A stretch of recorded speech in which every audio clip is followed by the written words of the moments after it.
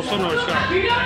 आज जो हम यहाँ पर आए ये स्कॉलर एकेडमी। वो फ़ोन करके बोलती है कि मम्मा मैं वॉशरूम गई थी पी करने के लिए और मुझे एग्जॉस्ट फैन के वहाँ पे एक ब्लू कलर का फ़ोन जैसा, और जब मैंने उनका मोबाइल खोला तो वीडियो मुझे मिल गया। वाकई में वीडियो बनाई गई थी? हाँ जी हाँ जी हाँ जी। जब मैंने फ़ोन देखा उसमें दिखाई दिया कि 5/5 को वो जो क्लीनर था ऑलरेडी डायरेक्टर को वो वीडियो भेजा गया था।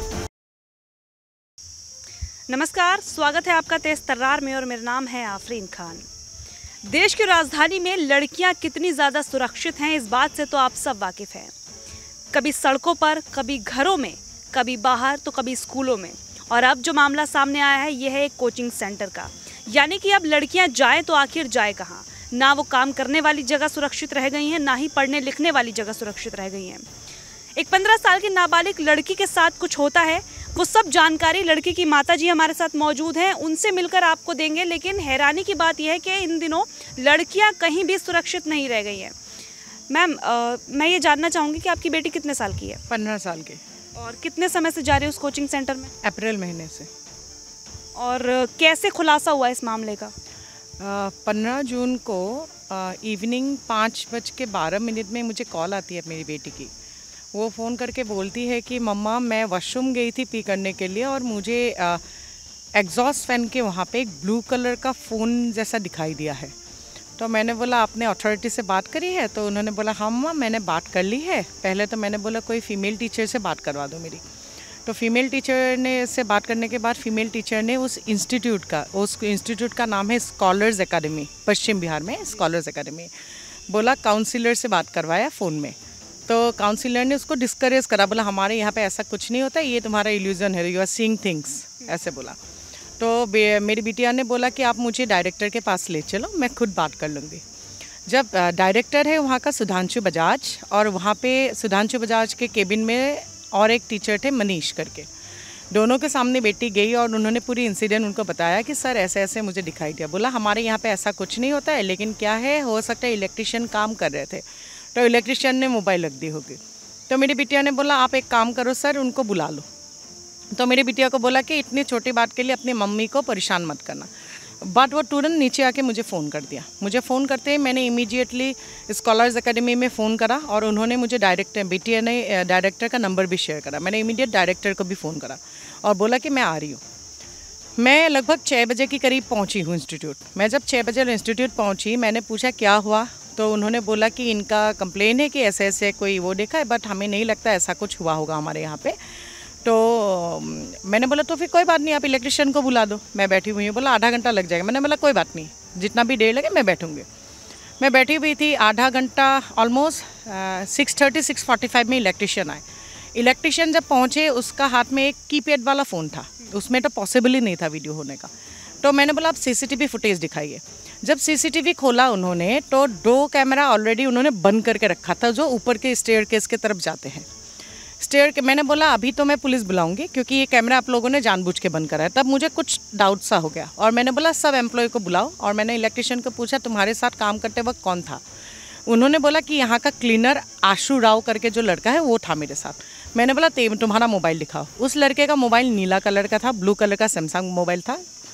और जब मैंने उनका मोबाइल खोला तो वीडियो मुझे मिल गया। वाकई में वीडियो बनाई गई थी? हाँ जी हाँ जी हाँ जी, वीडियो वहाँ पे मुझे मिला। मिलते ही मैंने बोला ये वो इंस्टीट्यूट है, पढ़ाई लिखाई का इंस्टीट्यूट है, तो मैं यहाँ पे पुलिस नहीं बुलाती हूँ, आप किसी को दो, मैं इनको पुलिस स्टेशन लेके चलती हूँ। मैं जब वो आशु राव को, मैं और मेरी बेटी पुलिस स्टेशन लेके गए, वहीं पे बैठ के मैं आशु की फ़ोन देख रही थी। जब मैंने फ़ोन देखा उसमें दिखाई दिया कि 5/5 को वो जो क्लीनर था ऑलरेडी डायरेक्टर को वो वीडियो भेजा गया था।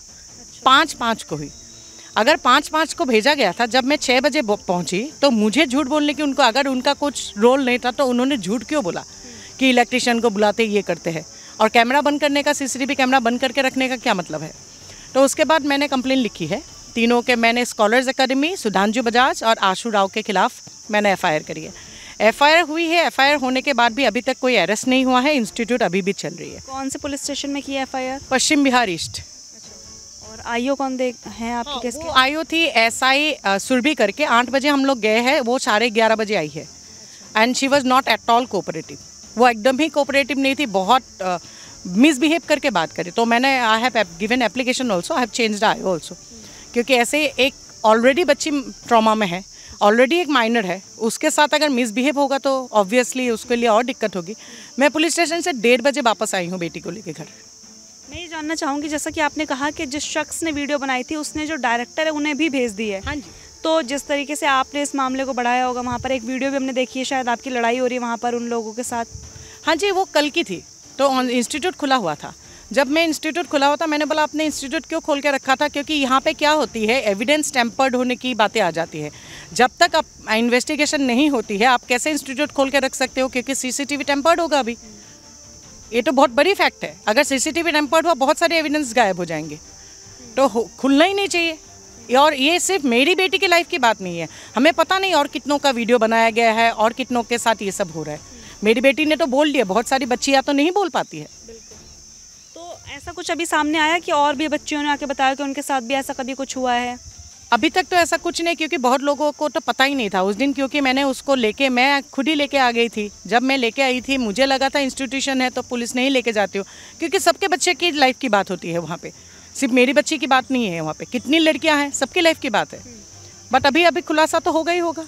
अभी बच्ची की हालत कैसी है? बच्ची सी इज बोल्ड, बट कुछ कहीं ना कहीं इफेक्ट तो होता ही है, पढ़ाई में इफेक्ट हो रहा है, थोड़ा सहमी सी है। मुझे सबसे बड़ी प्रॉब्लम है, कल मेरी लड़ाई इसी बात पे हुई है कि आजकल की जो डिप्रेशन करके होती है ना, ये सबसे ही डिप्रेशन होती है, क्योंकि ये सब पहले करा जाता है, उसके बाद उनके साथ ब्लैकमेलिंग होती है। अगर मेरी बेटी ने सुसाइड कर लिया होता, कौन रेस्पॉन्सिबल होता है उस बात के लिए, आप बताओ। मेरी लड़ाई उस बात पे हुई है उनके साथ, और उसके बाद भी मेरे साथ बहुत मिसबिहेव हुआ है, बट अभी तक कोई भी एक्शन नहीं लिया गया है उनके खिलाफ। पुलिस की तरफ से भी कुछ एक्शन नहीं हो रहा, ना ही वो लोग आके माफी मांग रहे हैं, क्योंकि जैसा आप बता रहे डायरेक्टर के पास भी वो वीडियो थी। हाँ जी, मेरे मोबाइल झूठ बोला, माफी वाफी कुछ नहीं मांगी। मेरे मोबाइल में है, मैं आपको दिखा सकती हूँ। 5 को उनको गया हुआ है और ब्लूटिक आया हुआ है, मीन्स उन्होंने देखा है।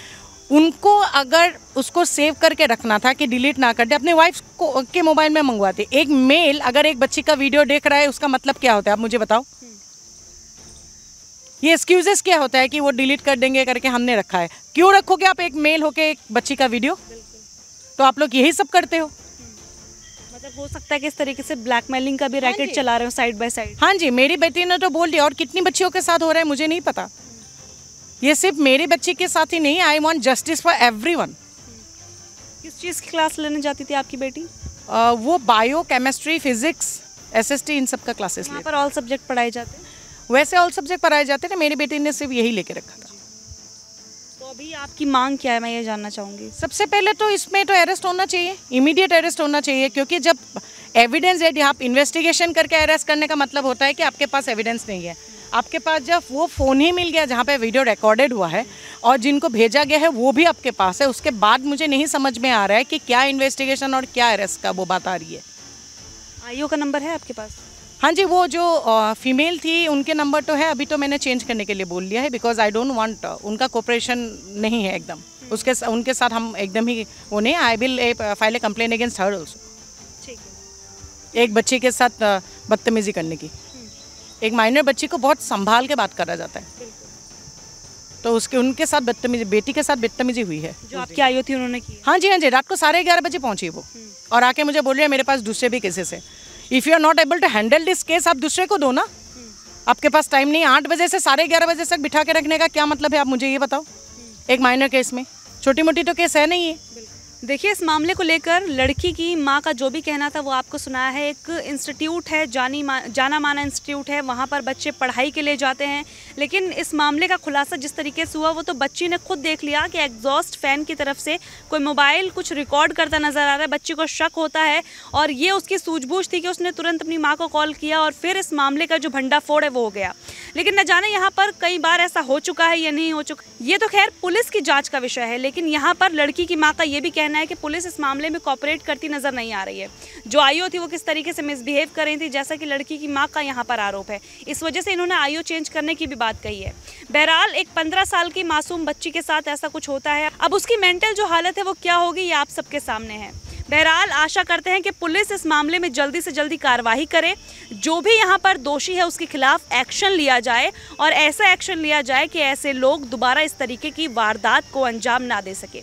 और ये पूरे देश के लिए है, हर जगह के लिए है कि अगर कोई भी इस तरीके का वाकया करता है, लड़कियों से छेड़छाड़ की जाती है, उनकी इज्जत के साथ खिलवाड़ किया जाता है, तो ऐसा कोई सख्त कानून यहाँ पर होना चाहिए कि ऐसे लोगों पर तुरंत कार्रवाई की जाए। बहरहाल पूरे मामले को लेकर आपकी क्या राय है, कमेंट बॉक्स में ज़रूर बताइएगा। दिल्ली से कैमरा पर्सन जगजीत सिंह के साथ मैं आफरीन खान। अगर आपको हमारी ये वीडियो पसंद आई हो तो इसे लाइक एंड शेयर करना बिल्कुल भी ना भूलें। इसके साथ ही हमारे चैनल तेज तरार को जरूर सब्सक्राइब करें और हाँ, बेल आइकन को दबाना बिल्कुल भी मत भूलिएगा, जिससे दिल्ली से जुड़ी तमाम खबरों की नोटिफिकेशन सबसे पहले आप तक पहुंचे।